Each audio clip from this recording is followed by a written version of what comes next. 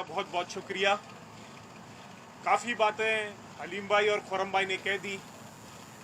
मैं ये कहना चाह रहा हूँ कि हम एक जमहूरी दौर में हैं और जमहूरियत में हमेशा जो सरबराह होता है वो जवाबदेह होता है। आपके नालायक वजीर आला कहते हैं कि मैं जवाबदेह नहीं हूँ। जवाब तो आपको देना पड़ेगा। जो करप्शन 13 साल में हुई है, जो पेंशन फंड में करप्शन हुई है, जो पावर प्रोजेक्ट्स में करप्शन हुई है, जिसके ऊपर आपके ऊपर रेफरेंस भी फाइल हो गया है, मुराद अली शाह साहब आपको इसका जवाब देना पड़ेगा। आपको सिंध की आवाम को जवाब देना पड़ेगा। यह आपकी पार्टी में होगा कि जरदारी और उसकी सिस्टम को आप जवाब दे नहीं है, क्योंकि आप लोग तो जमहूरियत में बिलीव ही नहीं करते। लेकिन सिंध की आवाम आपसे जवाब मांगेगी। मुराद अली शाह जवाब दो कि ज़कात के पैसे कहाँ गए। पेंशन फंड जिसमें 9 केस और आ गए, 9 फेक अकाउंट केसेस और आ गए, उसका जवाब दो मुराद अली शाह। नूरियाबाद पावर प्लांट में जो करप्शन हुई उसका जवाब दो मुराद अली शाह। और फिर कहते हैं I am not answerable to anyone. आप आंसरेबल हैं और हम आपको आंसरेबल बनाएंगे। जब अली जैदी साहब ने लेटर लिखा और बताया तो जरदारी सिस्टम की पूरी टीम एक्टिव हो गई। उसमें एक वजीर हैं सईद गनी साहब, उनको पता नहीं क्या, वो बिल्कुल जिस तरह हलीम भाई ने कहा कि बिल्ली थैले से बाहर आ गई। आप चले मेरे साथ PS 104 में।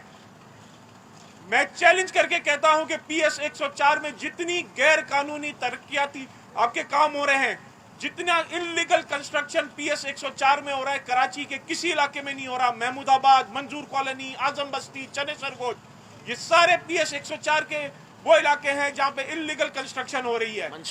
मंशियात वहां पे सबसे ज्यादा हो रही है।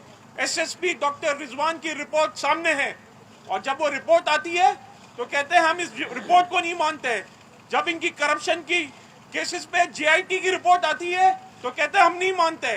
और फिर इनका जरदारी सिस्टम, ये लोग प्ली बार्गिंग कर लेते हैं, 9 अरब रुपए प्ली बार्गिंग में देते हैं और फिर साथ साथ कहते हैं कि हमने तो कोई करप्शन नहीं की, सिर्फ इल्जामात हैं।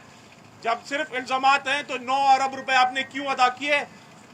500 सिंध के अफसर जिन्होंने प्ली बार्गेन ली, वॉलंटरीली उन्होंने पैसा वापस किया, उसकी तफसीलात सिंध हाई कोर्ट में तफसील सिंध हाई कोर्ट में उसकी तफसील हम डिमांड करते हैं कि उसकी दी जाए।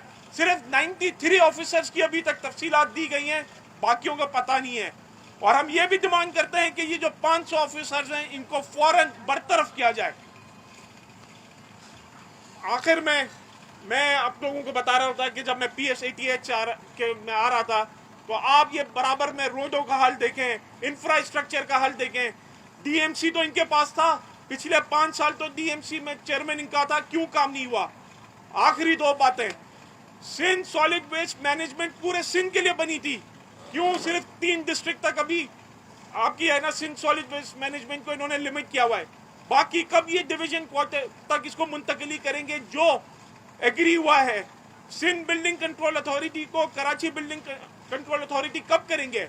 ये वही SBC है जो सिंध हुकूमत का सबसे ज्यादा वो इदारा है जहां पे सबसे ज्यादा करप्शन होती है SBCA में। कभी भी ये ना ये नहीं चाहेंगे कि इसको करेंगे। लेकिन मुराद अली शाह साहब आपको जवाब देना होगा और जवाब आपको अवाम देगी जब PS 88 का इलेक्शन इंशाल्लाह ताला पाकिस्तान तहरीक इंसाफ जीतेगी। मैं एक आखिरी बात करता चलूं।